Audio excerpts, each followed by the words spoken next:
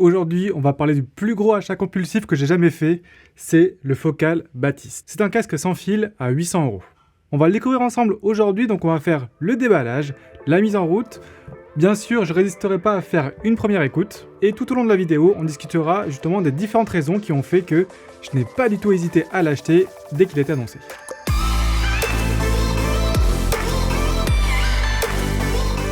Bonjour à tous, c'est Kevin, bienvenue sur la chaîne iBordelais et aujourd'hui donc on s'intéresse au Focal Batis.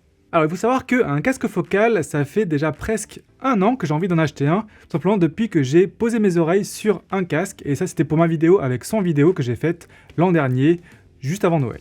Et si je n'avais pas craqué jusque là, c'est que justement, eh bien le casque était certes exceptionnel une fois sur mes oreilles, mais pas forcément hyper pratique pour mes usages à moi. C'est des casques qui sont assez chers, mais bon. C'est de la haute hi-fi, donc forcément, il faut y mettre le prix. Mais surtout, c'était des casques avant qui étaient exclusivement filaires.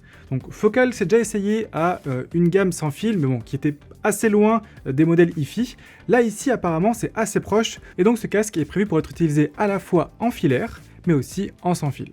Et donc c'est parti, on va commencer avec l'unboxing.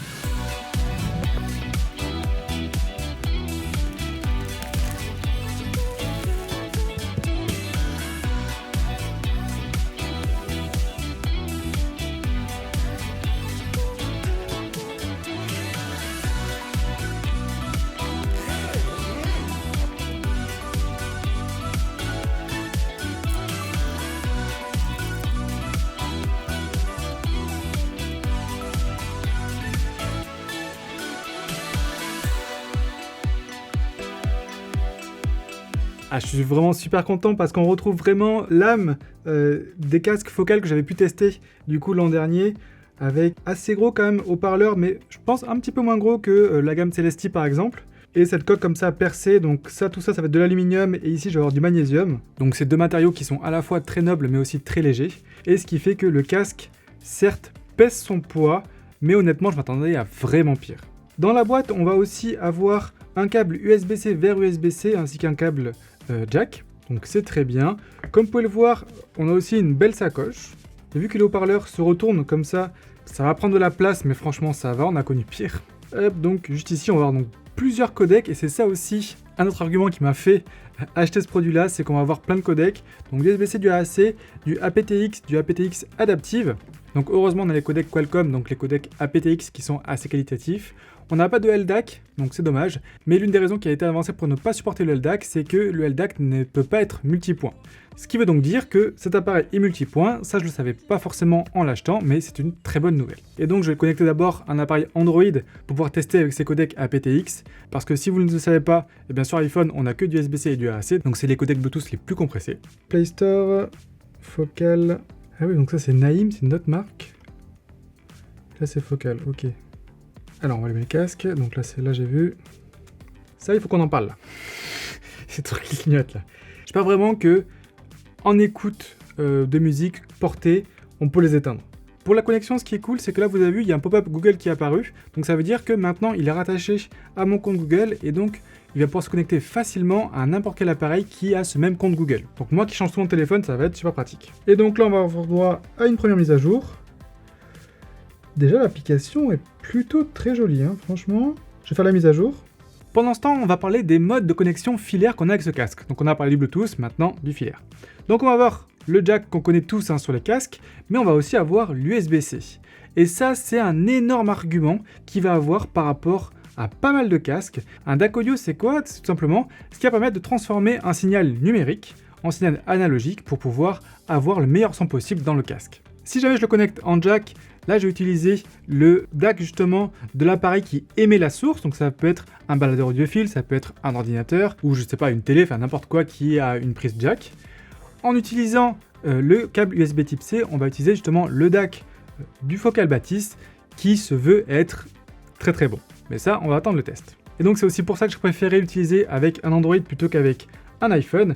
Même si avec un iPhone, il faut que je teste la prise USB-C vers Lightning pour voir si ça marche. Je suis pas sûr, on verra ça. Donc vraiment, sur le papier, ce casque a tout ce que j'attends d'un casque. Déjà, il est mobile, il est sans fil, parce que moi, je me déplace beaucoup.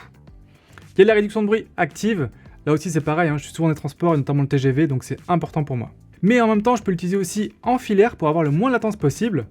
Et si en plus, je peux bénéficier d'un DAC intégré pour avoir le meilleur son possible en le branchant en filaire en USB-C directement à mon Mac ou à mon téléphone Android, bah là c'est un sacré bonus quand même. Et enfin, dernière chose qui est de plus en plus importante pour moi, c'est que Focal c'est une boîte française.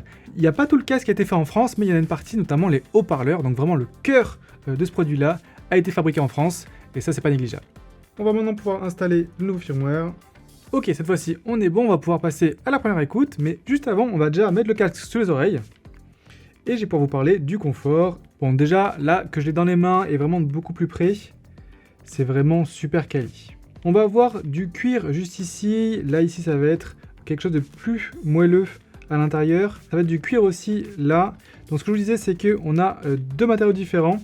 Donc on va avoir de l'aluminium ici et du magnésium ici. Et juste là, un revêtement un petit peu mat qui malheureusement prend un petit peu les traces de doigts. Les différents boutons ici, donc l'appairage Bluetooth là, volume plus, volume moins. Là, c'est pour le mettre en route. Donc soit en mode off, donc là on pourra l'utiliser que par jack. Le mode DAC, donc ça c'est en utilisation USB-C. Et le mode on, ça c'est pour l'utilisation en Bluetooth. Ici je vais pouvoir régler la réduction de bruit, le port jack, le port USB-C. Ok, à droite, à gauche, on se trompe pas. Je l'ai éteint, comme ça je vais pouvoir voir la réduction de bruit passive déjà du casque.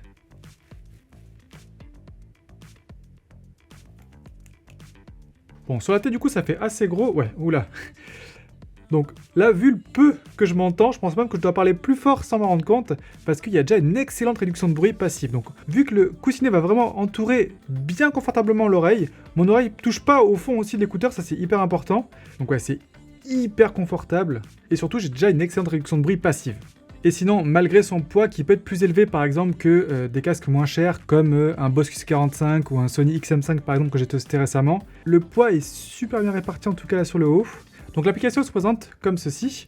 On va pouvoir déjà régler la LED. La LED forcément on la veut éteinte comme ça, hein, parce que allumée, bon, ça reste quand même assez discret, ça va, c'est pas un truc qui va clignoter non plus, mais bon, c'est quand même beaucoup mieux une fois éteint. Je vais pouvoir choisir entre 3 niveaux de réduction de bruit différents.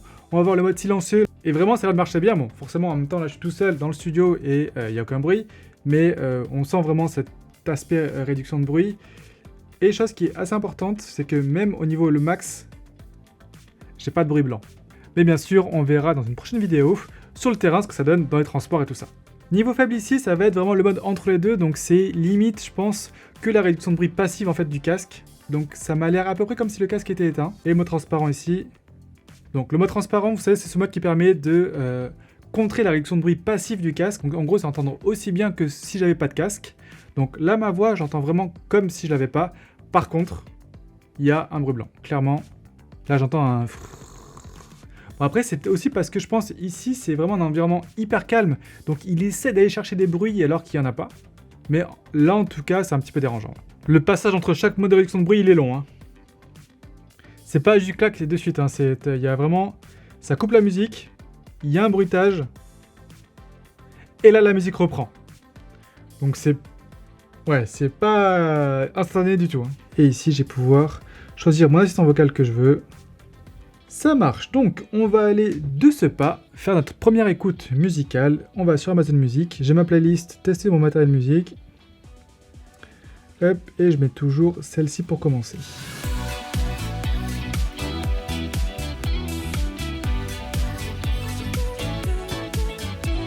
Et déjà, rien qu'en Bluetooth, donc ça veut dire avec de la compression entre les deux, c'est déjà vraiment pas mal, hein. En fait, ce qui est bien, c'est que tout est vraiment à sa place. Il n'y a pas des aigus qui prennent trop le pas sur des médiums, qui prennent trop le pas sur des graves. On a vraiment un son qui est assez équilibré. Bon, il y a quand même une signature sonore, hein. C'est peut-être un petit peu moins neutre que la gamme Celestique que j'avais pu tester. Mais ouais, vraiment, c'est un plaisir d'écouter de la musique avec ça. Donc j'ai hâte de tester en filaire et du coup d'utiliser ce fameux DAC intégré au casque. Je vais le brancher au casque. Je vais activer le mode DAC ici, hop, et je vais brancher au téléphone.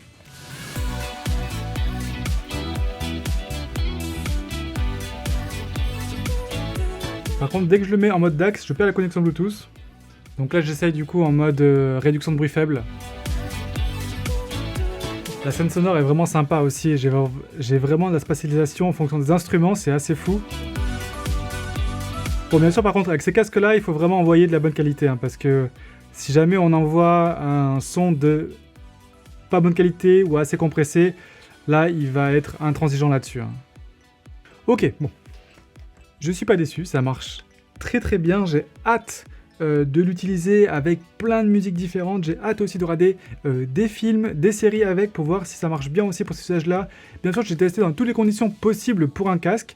Donc, fera aussi du jeu vidéo avec, on fera du cinéma, je vous l'ai dit. On continuera aussi la musique, on écoutera aussi des podcasts. Vraiment, comptez sur moi pour le tester à fond dans la prochaine vidéo et vraiment sur le terrain. Donc, on restera pas ici à la maison, on ira dans le TGV, on ira dans la rue. On testera aussi le micro.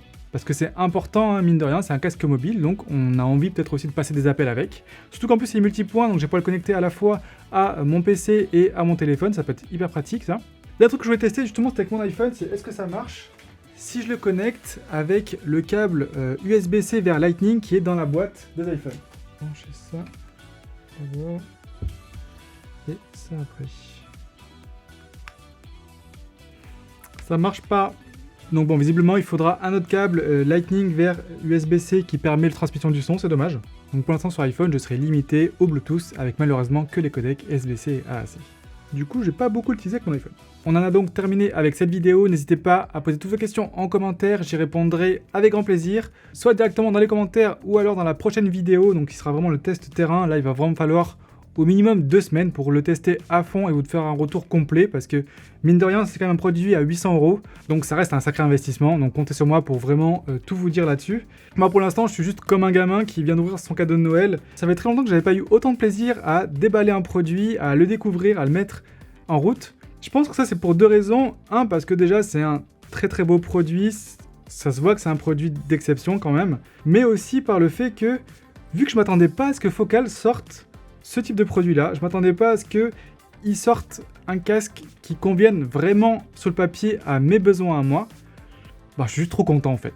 Et n'oubliez pas, si la vidéo vous a aidé et vous a plu, à mettre un petit pouce bleu, ça motive vraiment. Et nous on se retrouve très vite en live ou en vidéo.